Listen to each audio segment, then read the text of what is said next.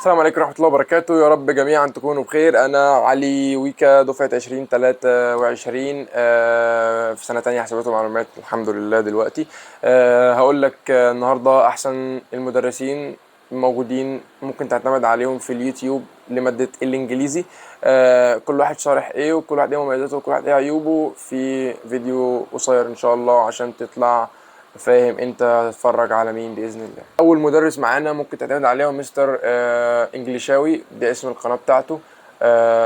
هو مدرس كويس جدا جدا، بيهتم بالمعلومه، بيفصص كل حاجه، بيجيب لك المناهج من اولها لاخرها.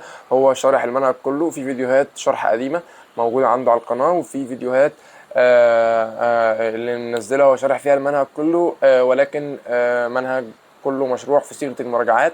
هو في المراجعات بيبقى بيلم كل حاجه من اول كلمه لحد اخر كلمه، بتبقى كأنها مشروعه في زي اول يوم في السنه. فانت ممكن تعتمد عليه مع بعض المدرسين التانيين زي اللي انا هقولهم لك دلوقتي، زي مثلا المدرس التاني معانا هو مستر كريم بركات. مستر كريم بركات هو ممكن يكون مش مشهور زي مستر انجليشاوي، ولكنه مدرس كويس جدا، شارح المنهج كاملا على اليوتيوب. فممكن برضو تعتمد عليه، تجرب ده وجرب ده وشوف انت الدنيا مع مين احسن. المستر التالت معانا هو مستر شريف المصري. مستر شريف المصري بصراحة شخصية محترمة، شخصية كويسة جدا. بيشرح المنهج او شرح يعتبر منهج الجرامر كله على اليوتيوب، ممكن تستفيد منه وتفهمه. وانت الكلمات تشوفها من حد تاني وبقية الحاجات تشوفها من حد تاني. كجرامر هو مشروع كامل على اليوتيوب.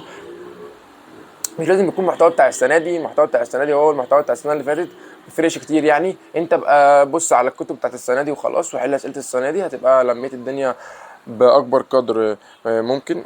المستر الرابع معانا هو مستر هيثم كمال، برضه هو مش مشهور قوي زي مستر انجليشاوي، بس ولكن هو شارح المنهج كاملا على اليوتيوب. اكتر واحد بيحل، ممكن يحل كتابين 3 4 اكتر. فبرضه ده شرح المنهج كله على اليوتيوب. هتقول لي انت ترشح لي مين؟ والله اقول لك انا ما ارشحلكش حد. انا ما جربتش الناس دي كلها، انا بس لميت معظم الناس اللي بتشرح، انا مجرب بعض منهم. فانت جرب ده جرب ده، والله ارتحت مع واحد منهم كان بها. في واحد اللي ارتحت معاه ده مش شارح كل حاجه، يبقى افهم منه اللي شرحه، والحاجات اللي ناقصه خدها من حد تاني. في مدرسين تانيين زي عبقري لغه. مستر عبقري لغه بينزل اجزاء كبيره من المنهج، وبينزل بعد كل ترم او بعد كل كام شهر بينزل مراجعه تقريبا ممكن توصل ل10 ساعات، بيكون لامم فيها كل اللي اتشرح وحالل عليه كويس جدا، ممكن جرامر وكلمات وكل حاجه ممكن تستفيد منه. وفي اخر السنه برضو بينزل حاجات. في برضو مستر عبد الحميد حامد، القناه بتاعته اسمها فول مارك ان انجلش. ف يعني سواء عبقري لغه او قناه فول مارك ان انجلش، القناتين كويسين. ممكن تبص على الحاجات اللي بتنزل كل شويه، بيبقى في مراجعات وفي زي كل الحاجات اللي بتنزل يعني ممكن تستفيد بيها.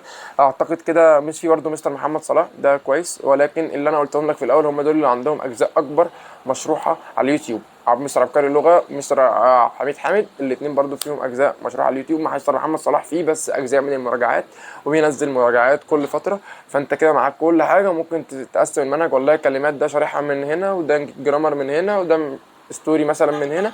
فانت قسمها براحتك، واهم حاجه انك تتابع مع نفسك. اذا انت ما عندكش القدره الماديه اللي انت تاخد معاه مدرس، او عايز توفر وقت، او مفيش مدرس، مع ان مفيش كده يعني، بس لو قلت للمدرس ان انا ما عنديش القدره الماديه اعتقد ان هو يدخلك. بس ايا كان، سواء انت قررت ان انت تاخد على اليوتيوب، فدي المدرسين المتاحين.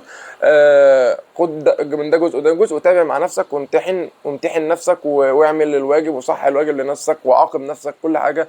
خليك شخص ملتزم وامين مع نفسك، وما تضحكش على نفسك يعني، لان ده مستقبلك. بس كده. يا رب الفيديو يكون مفيد. لا، السلسله دي هينزل فيها فيديوهات كتير ان شاء الله.